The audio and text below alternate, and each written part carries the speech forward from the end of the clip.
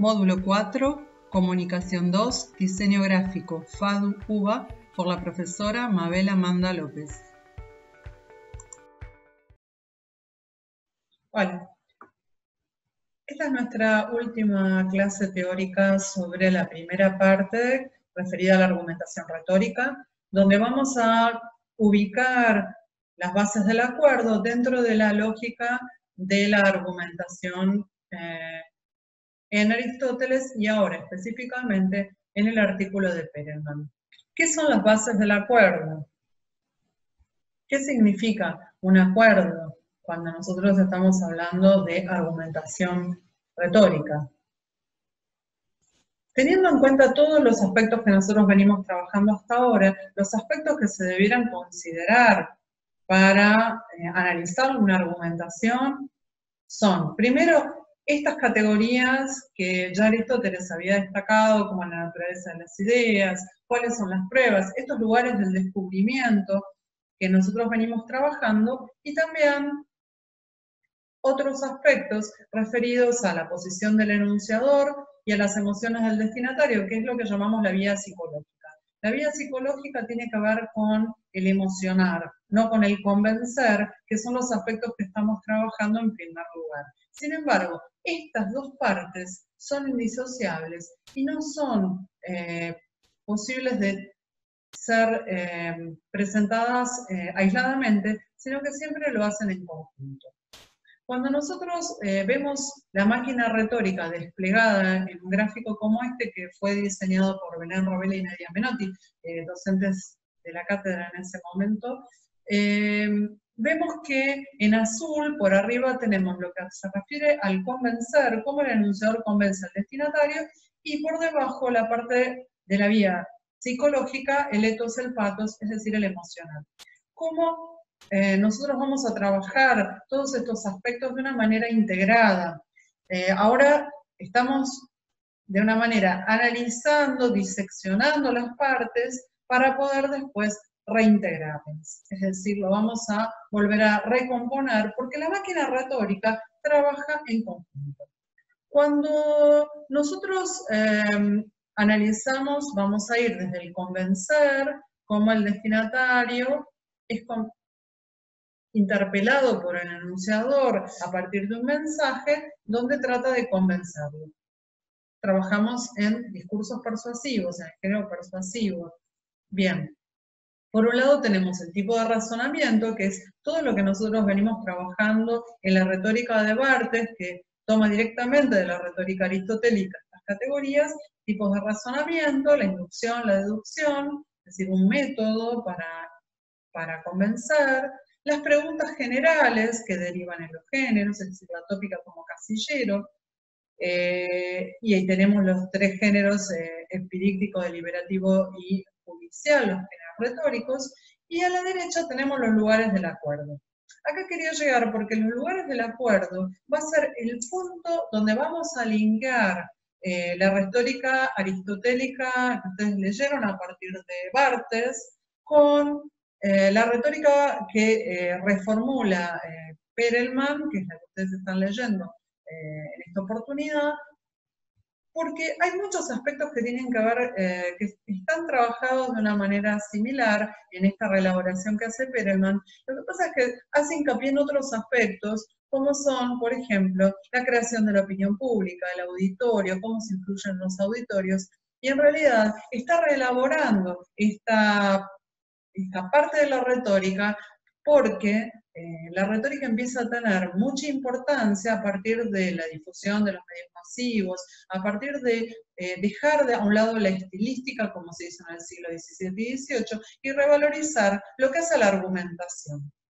Las sociedades contemporáneas, democráticas, necesitan de una argumentación mucho más fuerte, mucho más rica, para poder convencer a auditorios. Y esos auditorios tienen también partes del público que no está del todo de acuerdo con algunas ideas. ¿Cómo sintonizar con las ideas de esos públicos nuevos, que son públicos democráticos?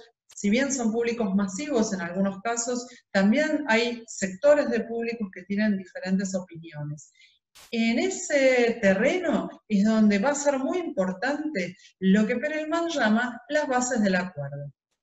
Es decir, los tipos de objetos de acuerdo que necesitamos para poder sintonizar con diferentes auditorios. Y en esto es muy importante la elección de las premisas y cómo, bueno, este acercamiento, esta sintonía con el público. Acá vemos que a partir de los lugares del acuerdo, que tienen muchas cosas en común con lo que Perelman llama los lugares, tenemos, por un lado, el lugar de lo real y el lugar de lo preferido. Todo esto tiene que ver con aquello que también aparece en la retórica aristotélica como la doxa, es decir, todo aquellas creencias, valores, presunciones, todo este mundo de lo imaginario que sí hace a la constitución de un público determinado en el marco de una determinada sociedad.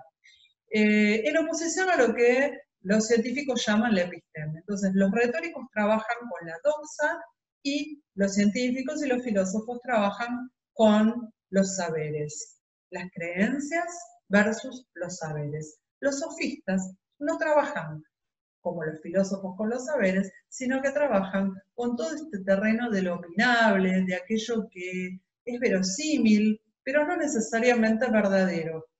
No quiere decir que sea falso, sino que no es lo importante la verdad de los argumentos, sino la posibilidad de convencer al público. Entonces, estábamos trabajando hasta ahora con la tópica en sus tres aspectos, como casillero, como reserva y como método, y específicamente en la tópica como reserva, nosotros vamos a encontrar el link entre estos elementos que ya había planteado Aristóteles y la reformulación que hace Perelman en este tratado a partir de pensar en públicos como públicos masivos, grandes públicos a los que hay que apelar desde un lugar en donde hay que sintonizar, en donde hay que contemporizar con esos públicos, en lo que él llama la opinión pública. Bien, ahora este gráfico vamos a centrarnos específicamente en la parte que tiene que ver con la vía pseudológica o lógica, como se trabaja en Aristóteles, y fíjense cómo estos lugares del acuerdo van a, de alguna manera, quedan contenidos en la necesidad de unas bases del acuerdo, que es lo que plantea Perelman. Vamos a desplegar entonces en esta clase las bases del acuerdo y cómo desde lo real o desde lo preferible podemos lograr una especie de base común desde donde argumentar, es decir, pedir algún tipo de sintonía con ese público, lograr llegar a ese público a partir de algún tipo de acuerdo básico, sobre el cual sí continuar la argumentación. Cuando nosotros vemos publicidades de cigarrillos de este tipo, que son del siglo XX, principios del siglo XX, en este caso de Estados Unidos, fíjense cómo para nosotros resulta sumamente extraño, porque ya hace décadas que las tabacaleras no pueden publicitar estos productos. Entonces, en estos casos, incluso vemos que son médicos los que desde esta cualidad de cuidar la salud, están aconsejando, alabando al producto, en algunos casos aconsejando, alabando, porque son los más frescos, porque son los mejores. Son más doctores los que fuman, hay cuestiones con la cantidad, ¿sí? 20.679 médicos dicen que el AQI son menos irritativos. Fíjense cómo hay una cantidad de argumentos que se ponen en juego, esta sonrisa, ¿no? En relación con aconsejar o alabar determinado producto que hoy en día sería impensable. O sea, como base de acuerdo sería impensable. Acá tenemos a la izquierda 2 publicidades argentinas en donde también se trabaja con alabar el producto. Pontoni juega con más ganas porque fuma caravanas, porque Pontoni era un futbolista muy conocido de mediados del siglo XX, perdón. También acá hay otro jugador de fútbol, es decir, el deporte asociado, que sería algo también impensable hoy en día, asociar el deporte y supuestamente la vida sana o la salud, en el caso de los que aconsejan sobre la salud. En este caso usando ejemplos, en este caso usando imagos, porque son futbolistas reconocidos, bueno, no son Messi, pero son futbolistas reconocidos, aconsejando fumar determinada marca, pero en sí aconsejando el uso de cigarrillo.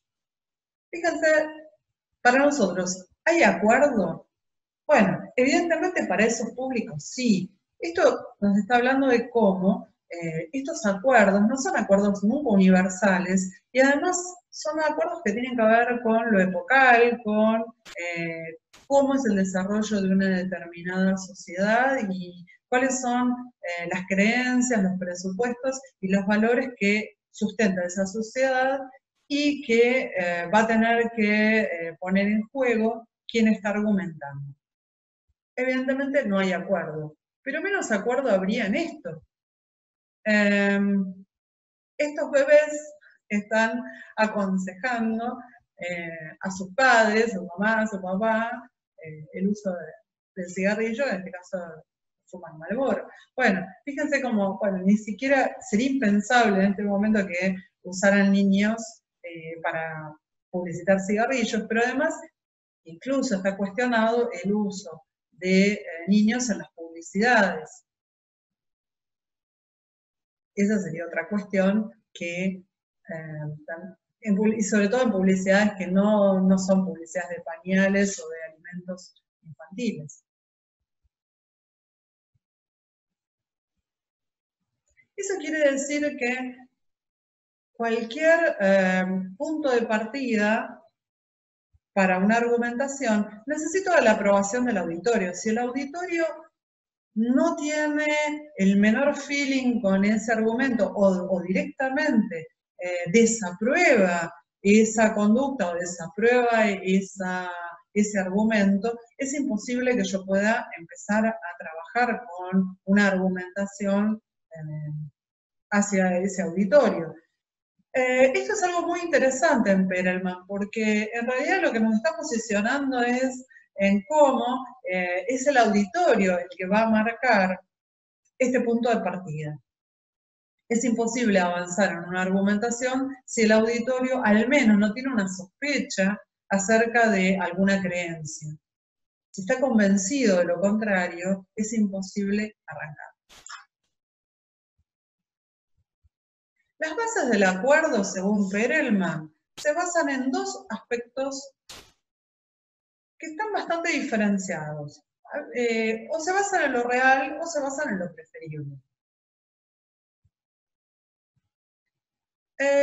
Los argumentos se pueden basar en lo real.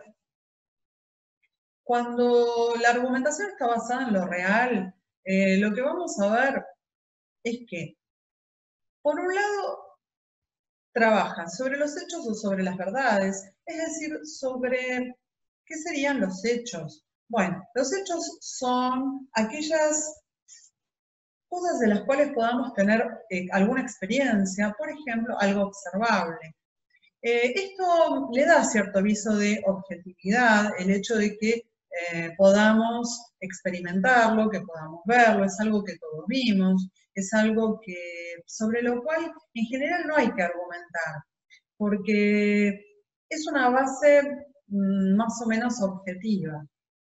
Y por otro lado, las verdades no hay muchas verdades, las verdades serían ciertos enunciados parecidos a los hechos, pero la diferenciación es que las verdades están contenidas en teorías más amplias, como por ejemplo la ciencia, es decir, muchas de las verdades científicas se basan en hechos. Lo que pasa es que son hechos que después, contenidos en una teoría, directamente funcionan como verdades dentro de esas teorías.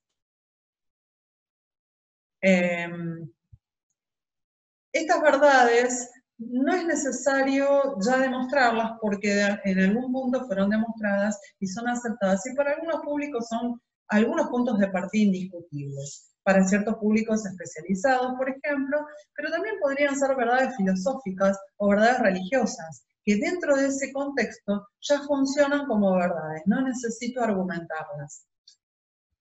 En cambio, las presunciones, bueno, por ejemplo, es un hecho, en el caso del cigarrillo, que el cigarrillo daña la salud. Y es algo observable, y es algo que finalmente también es una verdad científica, porque está comprobado y por eso, bueno, está comprobado una cantidad de situaciones en donde se ha demostrado lo dañino que es el tabaco para la salud. Por otro lado, tenemos las presunciones, que son enunciados que podrían ser verdaderos o falsos. No son enunciados observables, sino que tienen que ver más con lo normal, con lo que nosotros aceptamos como algo que para nos parece familiar, es algo que es verosímil, que incluso tiene que ver con cuestiones que no nos cuestionamos, pero sí podrían justificarse.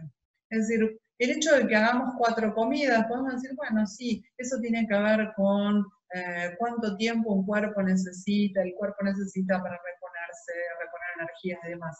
Pero bueno, es una presunción que es bueno hacer tantas comidas, y bueno, a veces después la misma ciencia demuestra que hay otro tipo de dietas que son tan saludables o más que la dieta que requiere 4 comidas. Y yendo a cuestiones más discutibles todavía, por ejemplo, lo que es normal para nosotros cuando pensamos en el concepto de familia, ¿cómo representaríamos una familia en una imagen? Bueno, seguramente la familia que nosotros ponemos en una imagen hoy no es la misma que la familia del siglo pasado, ni es la misma familia que piensa un árabe, no es la misma familia que se piensa en otras sociedades o culturas de otra época. Entonces, el concepto de familia es una presunción, o sea, nosotros partimos de una idea que tiene que ver con lo normal que puede ser para cada uno de nosotros. Lo mismo que la noción de pareja o la noción de...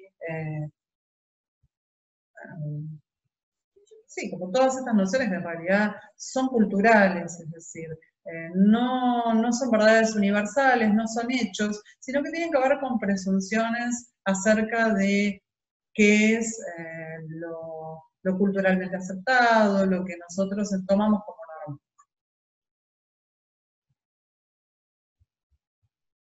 También las bases del acuerdo podrían estar dadas a partir de lo preferible.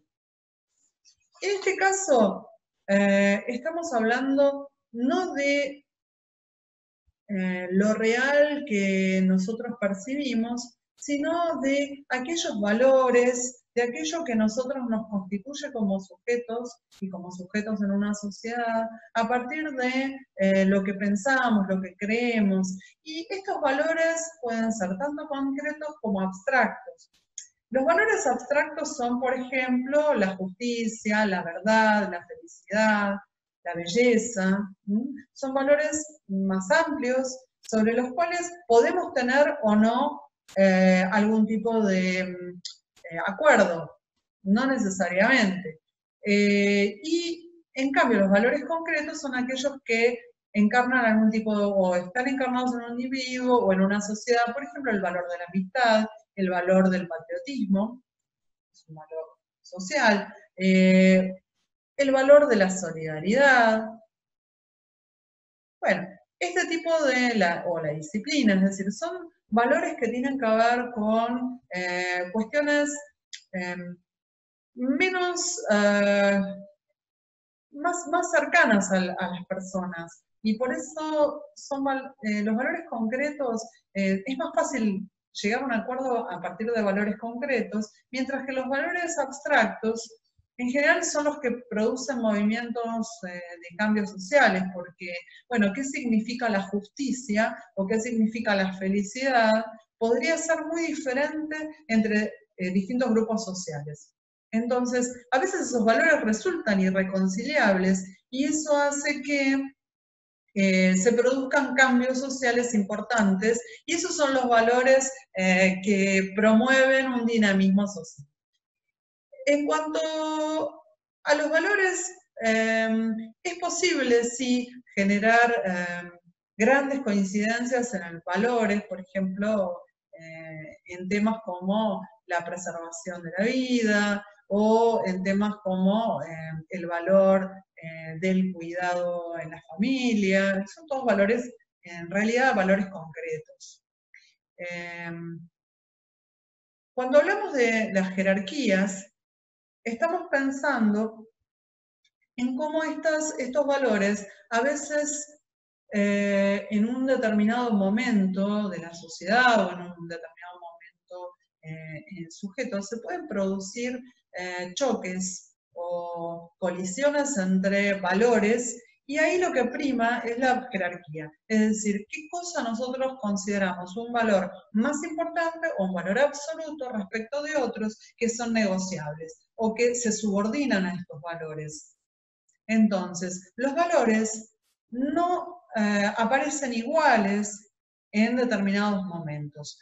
Por ejemplo, el valor de la vida, como decíamos recién, si nos ponemos a discutir, a todos nos parece un valor súper importante, porque tiene que ver con nuestra supervivencia, con quiénes somos, con lo que nosotros conservamos como especie humana, nos interesa conservar la vida, como a cualquier organismo. Sin embargo, cuando alguien arriesga la vida para salvar la dignidad de otro, la vida de otro, o en pos de la justicia, o en pos de un valor muy importante, decimos que esa persona es valiente. Y en realidad estamos poniendo un valor por encima del otro. Entonces ahí no importa el valor de la vida individual, sino que lo que importa es un bien colectivo. Entonces el bien colectivo se subordina al valor de la vida individual y esa persona, a partir de el valor de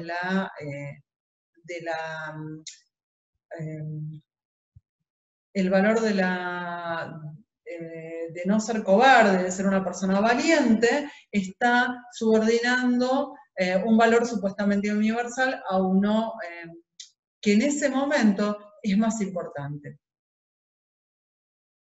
En relación con los lugares es uno de los espacios que tienen bastante en común con lo que trabaja la retórica de Aristóteles, que ya vimos, y están relacionados con esta oposición entre la cantidad y la cualidad, que retoma también los tópicos, estos lugares aristotélicos.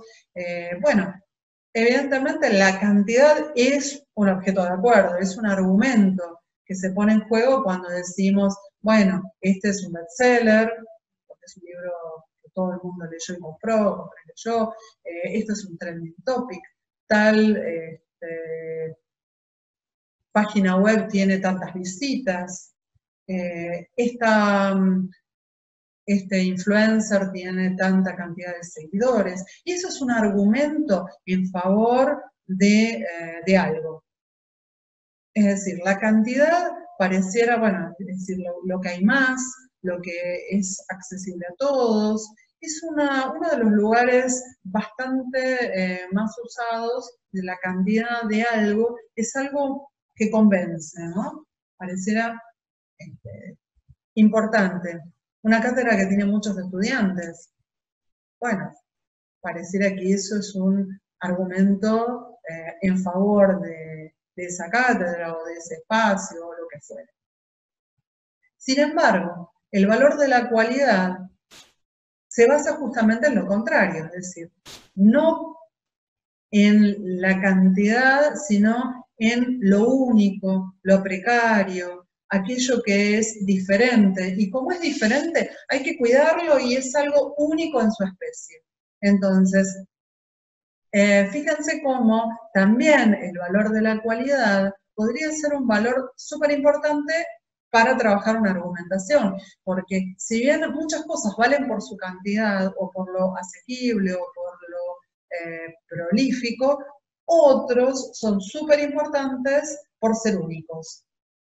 Si pensamos en cómo nosotros mostramos en una exhibición un objeto artístico, bueno, justamente lo que se hace es mostrar ese objeto como un objeto aurático, único, único en su especie. Entonces, todos los, por ejemplo, las publicidades de productos que quieren mostrar algo como único, lo hacen como si fuese una obra de arte. Entonces, si vendo joyas o vendo relojes exclusivos o autos muy caros, lo que hago es mostrarlos en un espacio en donde no veo abarrotamiento de esos objetos, sino un objeto único, iluminado, como lo especial. Y yo soy súper especial porque puedo acceder a él. Y por el otro lado, si lo que quiero mostrar es que de eso hay mucho y yo también puedo tenerlo, como por ejemplo golosinas, bueno, muestro una gran cantidad y como hay muchas yo también puedo tener una y como están, justamente la cantidad es lo que hace a esa posibilidad de acceder. Son dos argumentos contrarios, es decir, no, el argumento de cantidad y de cualidad se tironean, pero los dos son válidos, depende de qué sea lo que me voy a poner de acuerdo, es decir, si voy a defender algo porque todos lo quieren, porque todos lo tienen, yo también lo tengo que tener, o algo porque es único, yo puedo acceder a eso y es súper especial y vale la pena porque es único. Por otro lado, tenemos el argumento, el lugar que hace al orden. Y es bien sabido que todo aquello que es primero pareciera más preciado que lo que viene después. La primera vez que hago tal cosa. Entonces voy a documentar la primera vez, el primer amor, o también se puede pensar en el primigenio, el primer hijo, es decir, como el lugar de lo destacable. Pero ese argumento también puede ser validado a la inversa, ¿no? La Biblia también cita que los últimos serán los primeros. Entonces, también el último hijo, es decir, es el hijo mimado. En ese caso, bueno, también se puede invertir el orden, pero hay una cuestión con el orden. Es decir, muchas veces el orden funciona como un argumento, como un lugar argumental desde donde partir. Y algo podría ser más importante según el orden que está ocupando en ese antes o después. Por otro lado, también están los lugares de existencia que de alguna manera se separan de los de esencia y persona, casi como los de cantidad y cualidad. El lugar de la existencia es algo en donde hay un acuerdo, porque es lo que hay, lo existente, lo real. Entonces, pareciera que eso le otorga alguna jerarquía por el hecho de ser. Sería para nosotros como, bueno, es lo que hay, ¿no es cierto? Decir, bueno, es la típica frase, o la frase, citando la frase de Perón, la única verdad es la realidad, es decir, el lugar de lo real, el lugar de lo existente, de es lo que hay, pareciera un lugar interesante desde donde partir. No estamos partiendo de lo que nos gustaría, de las probabilidades, de lo preferible, sino de lo que hay, de lo existente. Me baso en esto, en lo existente, en lo que hay. Por otro lado, el lugar de la esencia no trabaja sobre lo que hay, sino sobre una cualidad especial, específica, que sería lo destacable.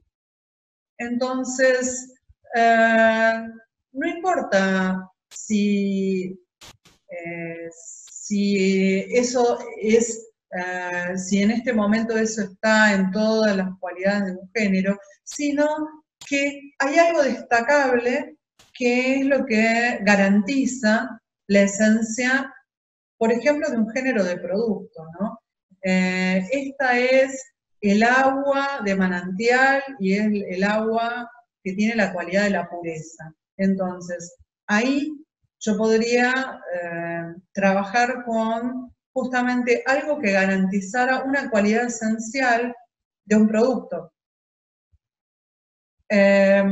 Por supuesto, esto es una afirmación retórica, es decir, esto sería lo preferible porque es la esencia misma de algo. Por ejemplo, si pensamos en la Gioconda como la esencia del arte contemporáneo, bueno, solamente la presencia de esa imagen estaría siendo o transmitiendo esa propiedad esencial a otras cuestiones publicitarias, por ejemplo. Y el lugar de la esencia está relacionado con el lugar de la persona, porque muchas veces es esta esencia se está manifestando en alguna persona que es la que está transmitiendo desde sí misma este mensaje. Entonces es la que encarna esa esencia.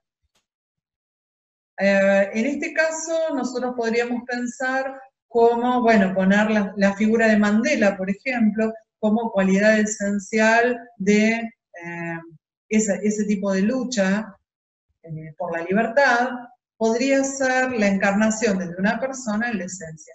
Es bastante similar a, a lo que nosotros desde la argumentación, los métodos de la argumentación llamamos imago, ¿no? Porque encarna algunas cualidades que esencialmente están mostrando sin explicar de una manera inductiva estas cualidades. Por eso también Perelman va a hacer una correlación entre este lugar de la cantidad, como lo que hay, como la existencia, como el lugar de lo real, de lo tangible, mientras que el lugar de la cualidad se relaciona más con la esencia, con la persona como lo único, lo diferente, el valor de aquello que expresa la libertad del ser. Entonces, las bases del acuerdo, según Perelman, se pueden basar en lo real o en lo preferible. Cuando hablamos de bases del acuerdo, estamos hablando ya sea de algunos hechos o verdades más o menos demostradas y compartidas, pero también de aquello que nosotros consideramos creencias, el sentido común, aquello que nos conforma como grupo social y nos cohesiona, y a la vez es importante porque ya sean valores o presunciones, son los que organizan nuestra vida social y que nosotros consideramos verdades que nos permiten compartir la vida con otros. Así como nosotros vimos publicidades de cigarrillo y nos parece una cosa imposible hoy en día, ya sea porque hay legislación y porque la ciencia ha demostrado que el cigarrillo es perjudicial para la salud. Sin embargo, hay muchas campañas que enfatizan el valor de la vida y hay, ya sean las marquillas de cigarrillos, que por ley tienen que tener estas advertencias, hemos visto que en muchos casos son casos reales, personas que ponen estos casos, los exponen para que nosotros a partir de esos ejemplos, por este llamado método inductivo, estemos convencidos y persuadirnos acerca de la importancia de la vida, el cuidado de la vida y no fumar. Este tipo de casos enfatizan el valor de la vida, pero en realidad se basan en verdades, porque son verdades demostrables. Sin embargo, a pesar de que se basan en verdades, es necesario convencer a la gente de un modo retórico, porque aunque todos sabemos que el cigarrillo es malo para la salud y que es un hecho comprobado, sin embargo, la gente sigue fumando. En este caso hay un juego retórico entre quién sos y quién serás, si tarde o temprano el cigarrillo te va a matar. Bueno, hay una pregunta retórica, es decir, hay un juego retórico que está poniendo en juego un campo retórico para mostrar algo que es la enfermedad, la falta de salud y el cuidado de la vida, pero de una manera que a nosotros nos hace mostrar como, bueno, normal o más cercano este mensaje. En este caso, no se muestra un ejemplo, sino que a partir de algo mucho más general, deductivo, bueno, vemos cómo el cigarrillo nos va quemando todo aquello que nosotros queremos. Y se hace así, si bien trabaja siempre con estos valores y con la verdad y los hechos, además está enfatizado por el lugar de la cantidad, porque el tabaco mata a casi 5 millones de fumadores al año. Entonces, ese argumento es un argumento que nosotros lo tomamos ya directamente como un dato desde el cual nos basamos. En este caso, a la izquierda, también existe este mismo argumento, 5.4 millones de personas al año pierden la vida, pero en realidad está recortando un público determinado en donde el cigarrillo está asociado no solo a la pérdida de la salud, sino justamente trabaja el tema de la salud sexual. Y entonces acá hay un juego retórico entre el cigarrillo y el miembro masculino, en donde lo que se trata de mostrar es cómo, bueno, afecta la salud sexual. Y en el caso de la derecha, bueno, hay también una sustitución retórica, y estas sustituciones nos permiten metafóricamente mostrar cómo, bueno, los fumadores son peores nadadores, y está hablando de la salud reproductiva y la baja movilidad de los espermatozoides de los fumadores, en comparación. Entonces acá también, estoy trabajando con hechos y con verdades científicas. Sin embargo, es necesario persuadir al público. ¿Por qué hay que persuadirlo? Porque si bien tenemos estos datos a disposición, la gente sigue fumando. Es decir, que hay algo, bueno, está justamente trabajando retóricamente para convencerlos. Es necesario igualmente persuadir. En este caso, lo que trabaja no es en sí el valor de la vida, sino otros valores que son la libertad, la independencia, la esclavitud. Se ponen en juego otras cuestiones y es bastante más complicado de comprender porque es bastante choqueante la imagen, ¿no? Porque está mostrando o simulando una situación de abuso sexual de un mayor hacia un joven. Y también está hablando, bueno, de cómo, bueno, de las grandes empresas, las tabacaleras, tratan de esclavizarte en una adicción para que seas un futuro consumidor. Y acá el cigarrillo está sustituyendo, hay una doble sustitución entre el cigarrillo y el miembro masculino. Pero en realidad, bueno, esta sustitución en realidad no es, también es otro tipo de sustitución metafórica en otro nivel.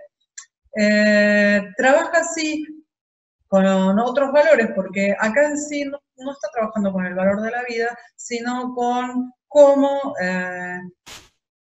es verosímil que una adicción te genere esclavitud. Y esto sí, en realidad, está hablando de valores de lo preferible y de un campo de acción que va más allá de las verdades científicas, sino que tiene que ver con aquellos valores que queremos fomentar en los sujetos y sobre todo en la juventud. Sin embargo, a pesar de que hay hechos y que hay valores sociales establecidos, estos hechos objetivos incluso, por ejemplo, tomando el caso del tabaquismo, que es bastante indiscutible como verdad hoy en día, eso que nosotros socialmente compartimos como verdades o hechos objetivos, es mucho más susceptible de ser aceptado por el público, por el auditorio, cuando confirma sus creencias.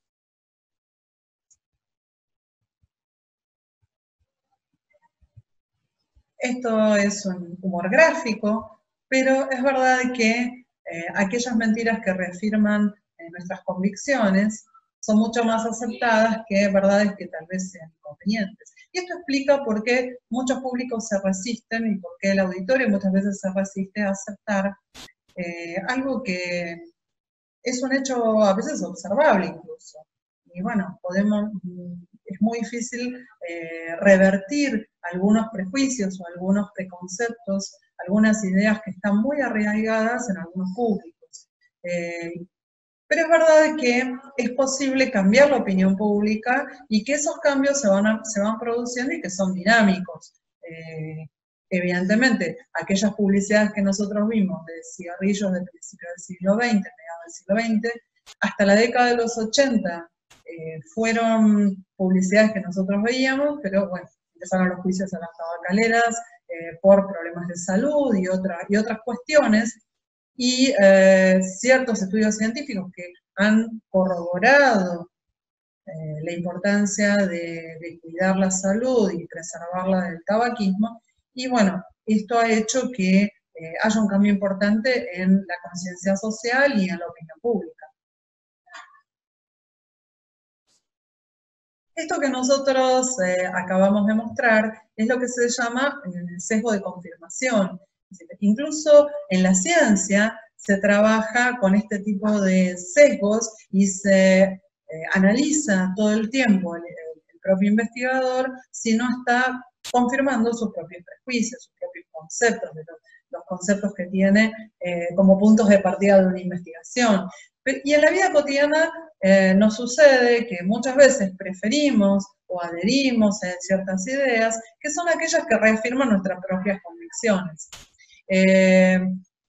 Evidentemente, bueno, las neurociencias pueden explicar estos fenómenos porque son, bueno, el cerebro, por una cuestión de economía en su funcionamiento, siempre trabaja sobre aquello que conoce o aquello que le resulta familiar o normal o algo que le parece una idea aceptable hasta ese momento, como aquella válida. Entonces, siempre entre dos o más opiniones, entre dos o más ideas, aquella que confirma lo que yo sé, lo que yo creo, es aquella que voy a aceptar. Eso es lo que llamamos el sesgo de confirmación. Sin embargo, todos sabemos que las grandes verdades científicas de nuestra ciencia contemporánea trabajan justamente con haber subvertido algunas ideas previas que a las cuales se oponen de una manera completamente radical. También los grandes cambios sociales se han producido contradiciendo valores absolutos que ciertas comunidades tenían como absolutas, y ese gran cambio social se produce al transgredir, al cambiar de signo de un modo completo esos valores.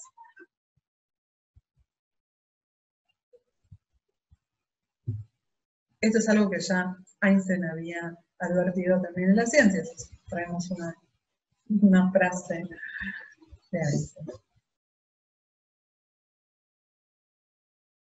Finalizando el módulo 4, estamos en condiciones de preguntarnos ¿qué principios organizan la opinión pública entonces?